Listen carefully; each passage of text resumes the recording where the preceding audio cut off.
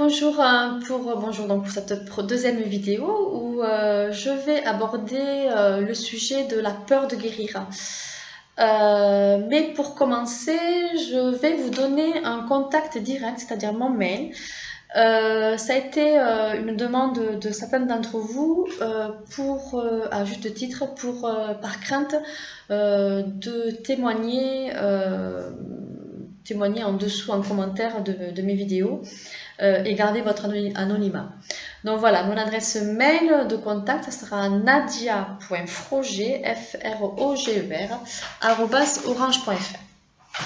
Donc voilà, donc on va commencer le sujet de cette vidéo qui est la peur de guérir. Il faut savoir que jusqu'à maintenant, vous vouliez vous imposer par l'anorexie et donc vous vous cachiez derrière cette muraille, derrière ce bouclier et ça vous évitait de vous présenter en tant que vous-même. Sauf que quand on commence à vouloir s'en sortir, on va commencer à se mettre à nu.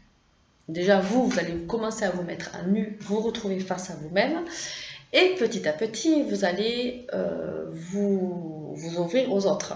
Sauf que eux, jusqu'à maintenant, vous leur imposiez votre bouclier, votre exigence alimentaire, votre façon de vie, et ils vont vous redécouvrir différemment. Donc là, ça demande du temps pour vous et pour les autres.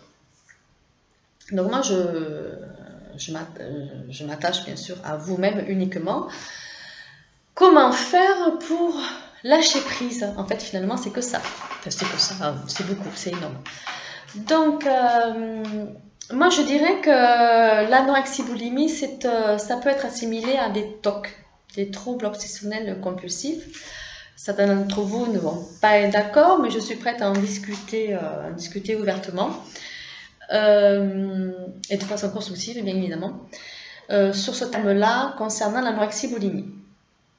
Donc, pour cela, il faut vous enlever petit à petit de tous les contrôles que vous vous êtes imposés pour vous rassurer dans cette coquille anorexique boulimique, mais en fait finalement c'est une prison que vous construisez.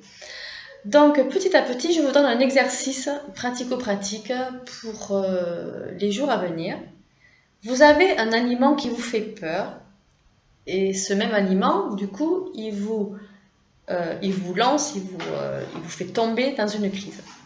Cet aliment-là, vous allez le prendre, vous allez l'acheter et vous allez le manger, l'accueillir comme un cadeau, en compagnie avec des personnes qui vous sont, qui ont un rapport d'écoute saine, constructive avec vous. Voilà, vous le mangez encadré.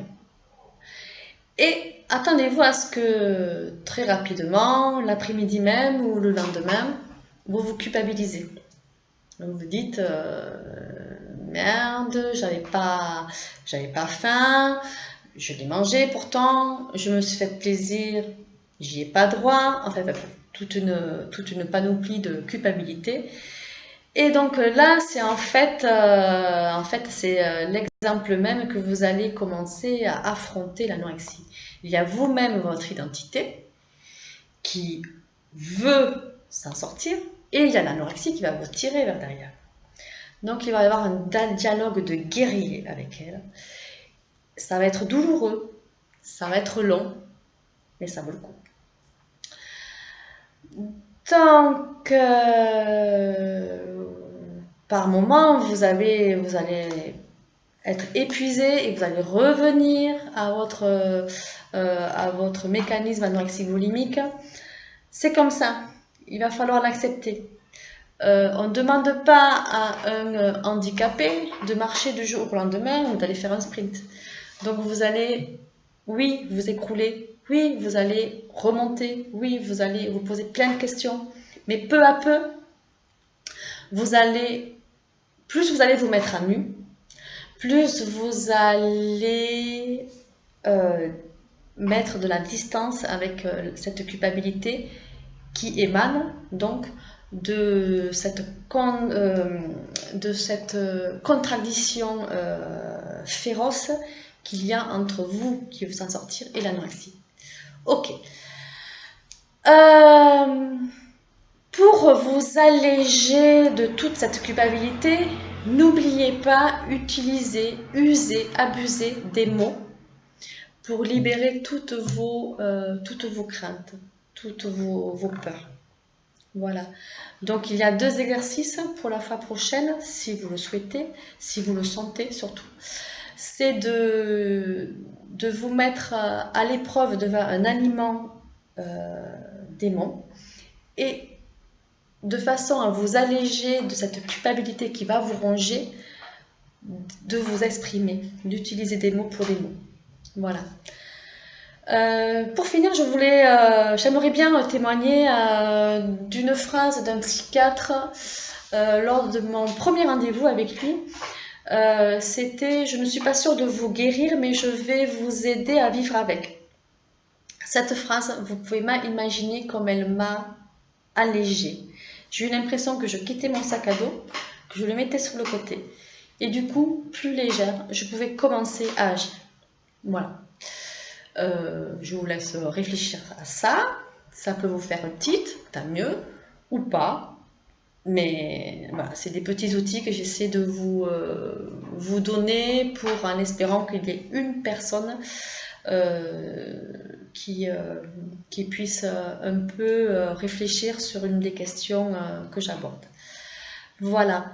Donc, je vous donne rendez-vous la semaine prochaine. Je crois en vous, parce que déjà, si vous m'écoutez ici, c'est que vous avez un petit espoir de guérir. Et voilà, souriez à la vie et la vie vous sourira. Ciao, ciao, à bientôt.